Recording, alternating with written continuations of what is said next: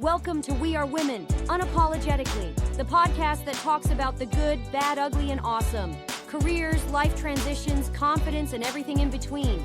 Because shift happens, but you don't have to do it alone. If your sleep is off, your patience is shorter, or you feel mentally tired before the day even starts, you are not alone. You are in a prolonged uncertainty cycle. So that's why I want to talk about what happens when the email actually drops, the announcement week when it comes to reorgs. Welcome to We Are Women Unapologetically. My name is Jessica Cumming. Announcement week is not a whole reorg. It's just the spike. It's kind of like that holiday shopping season, and you have to manage it differently. During announcement week, people either freeze or they overwork. The freeze is obvious. Nothing ships, decisions stall, momentum dies. But the overwork is sneaky because it looks like hustle. It looks like dedication, but what is actually happening is people are throwing work at their anxiety.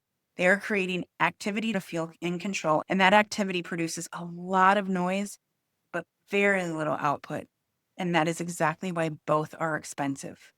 So here's how you operate the week without pretending you have answers, but it works. Step 1, redeliver the container update with facts. Same 4 lines, updated information.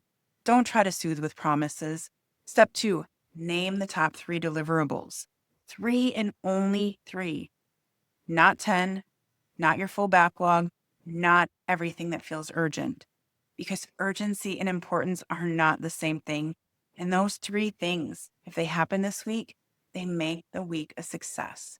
Write them down, share them with your team. And here's the part that most people skip. Tell them what's not on the list, because your team's going to be anxious. People will fill voids with activity. So when you say, here are our top 3, and here's what we're explicitly not doing this week, you remove any guesswork. You stop their minds from spinning. You point everyone at the same target. And if you can't name the top 3, then that's information for you. It means you are reacting to noise and calling it leadership. So it's time to get quiet, name 3, and then go lead your team. Step 3 is freeze new work for 7 days. Not forever, but 7 days. Anything that's not already committed, already promised, or already in motion, it needs to pause. This is your time to perform triage. Because here's what happens when you introduce new work on top of an announcement week where there's already anxiety. Uncertainty plus new scope equals sloppy work. And sloppy work, it creates rework. And rework is the most expensive thing on your team's calendar. You protect the work that you already have by not adding to the pile. And if someone above you is pushing for a new initiative to launch right now during announcement week, you have a line for that too. I want to make sure that we set this up right. Can we schedule it for a week after announcement so the team has the context they need to execute it well? It's not a no. It's a professional redirect that protects quality. Step 4, have decision gates for anything that is unclear. If a project depends on leadership decisions that aren't confirmed, you stop pretending. The explicit acknowledgement that a project or task cannot move forward until a specific piece of information is confirmed. So instead of letting work drift, instead of having people work on things that might be restructured, canceled, or reassigned, you tell them, we can proceed with this once we have a confirmed owner and confirmed requirements. That sentence right there does 2 things. It protects your team from wasting effort on something that might evaporate, and it protects you from being held accountable for work that was built on unclear or shifting foundations. Decision gates are not excuses to stall, but they are precision tools for separating what can move versus what can't. Use them specifically, sparingly, and document them. Step 5, meeting triage. This is going to be critical during an announcement week because announcement weeks fill the calendar with meetings that all feel urgent. They're status updates, check-ins, pulse checks, leadership alignments. Some of them are critical, but some of them are collective anxiety meetings. It's where everyone shows up to share that they're confused and leave still confused. Not every meeting belongs this week. Meetings that create decisions and clarify ownership belong. Meetings that just exist to speculate, they don't. So here's your triage rule. Meetings that produce a decision? Yep. Meetings that assign ownership or clarify accountability? Absolutely. Meetings that exist primarily to share updates that could be an email? Evaluate those carefully. And meetings that exist to collectively speculate or vent? Redirect them. You say, I want to be thoughtful about our execution time this week. If there's a specific decision that needs the group, I'm in. If it's more of an update, let's reconvene when we have more confirmed direction. And when you're the one who called the meeting, audit it. Ask yourself, is this meeting making something happen? Or is this meeting a way for me to feel like I'm managing the situation? Step 6, escalation path for the blockers. This one is big and people skip it. During announcement week, people get blocked.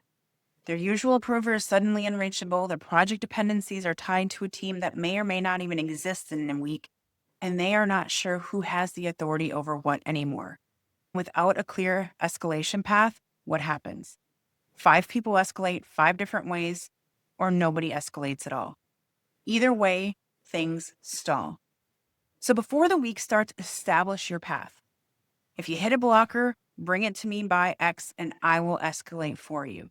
This means your escalation lands better, they are cleaner, they're more credible, and this allows you to stay in the loop instead of being surprised when something on your own team is escalated. Now, I want to be very clear that announcement week is not the week that you try to prove that you're a superhero. I know that some of you are wired to rise, to overfunction, to be the person who absorbs everything and handles anything with a smile. And I love that drive, but announcement week, it's not the time for it. Because the team doesn't need a superhero. They need the adult in the room. An adult that creates priorities, protects focus, communicates facts, and does not absorb chaos. You can be steady and human at the same time. You can acknowledge that this is hard and still function. You can hold space for your team's uncertainty without drowning in it yourself. That is a skill, and that's what it's all about. So I want to ground you in something real here. I want to take you a season that I lived. Not a hypothetical, a real season.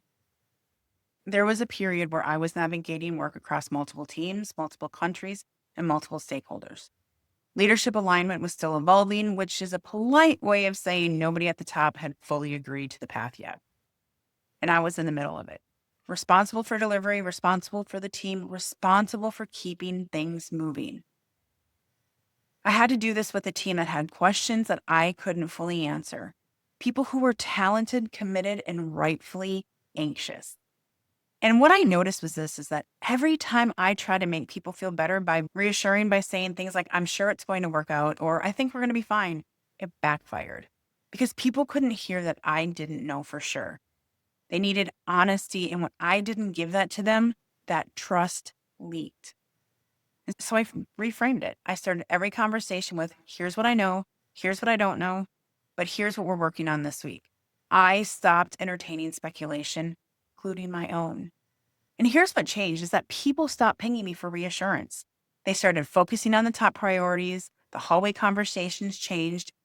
Now, I'm here to tell you that the anxiety did not disappear, and that's normal. But the thing that I remember most from that season wasn't an outcome. It was a conversation I had with someone on my team a few weeks later. She said, I don't know what's happening yet either, but I do know what I'm doing tomorrow, and that's enough for now. And that's the point. That is exactly the point. She didn't need certainty. She didn't need enough structure to function. She needed to know what to do tomorrow. And when you give people that, when you give them clarity about the next step, even when you can't give them clarity about the whole staircase, they can work with that. They can deliver. They can stand with you. Nobody needed me to have all the answers. They needed me to keep showing up with the ones that I already had. And that is your job. That is your whole job. Now I want to give you a checklist for announcement week. Screenshot this, write it down, put it somewhere that you can actually see it. Number 1, send the stability message. What we know, what we don't, what we're doing this week, where questions go. 2, create one container for questions. one shared doc, one channel. Pick one and commit to it, but only one. 3, set 2 update times and keep them. Even when you have nothing new to report, show up anyway. Consistency is the message. 4, name the top 3 deliverables for the week and then tell the team what's not on the list. 5, when the announcement drops, freeze new work unless it's mission critical. 6, establish the escalation path for blockers. One voice, one path before the week starts. And 7, set your own boundaries. That last one is the most important one on this list. Because if you're the person everyone comes to, then you are at risk of becoming the unofficial 24-hour crisis hotline. And I want to be real with you about that cost. It costs you rest. It costs you focus. It also costs you your ability to think clearly, lead clearly, and show up the next day as the steady presence your team needs. You can't pour from an empty container, and you are one of the most important containers in this story. So here's a simple boundary that you can use starting today. I'm available for questions during the workday and during our scheduled updates. After hours, I'm going to be offline so I can show up fully for you, and I would encourage you to do the same. And that sentence will change your life, or something close to it will. Because the moment you stop being available for everyone's anxiety at all hours, you start having something left for yourself, and that matters. Not just for you, not just for your team, not just for the work, but for your spouse, your children, your long game. You are in a season that requires you to be steady. Not perfect or certain, but steady. And steady is built in the things that we talked about today. A clear message, a system for questions, a plan for the week, and boundaries that protect your capacity. That's the playbook, and now you have it. If you want a fast reset this week, download the Clarity in 10. It's a quick tool that gets you focused in under 2 minutes. If you want support that's specific to your situation, your reorg, your team, your role, book a clarity call with me. We'll get clear on what you can control, what you need to communicate, and how to lead through this without losing yourself in it. And come back for my next solo episode. That's going to be the 30 days after the announcement, because that announcement will land, the dust will settle, and then the real work will begin. It's going to be rebuilding clarity, decision ownership, and momentum in the aftermath. That episode is a roadmap for that. If this resonated with you, like it, share with someone who needs to hear this message, and make sure that you subscribe so you never miss another episode. And until next time, stay fierce, stay bold, but most importantly, stay unapologetically you.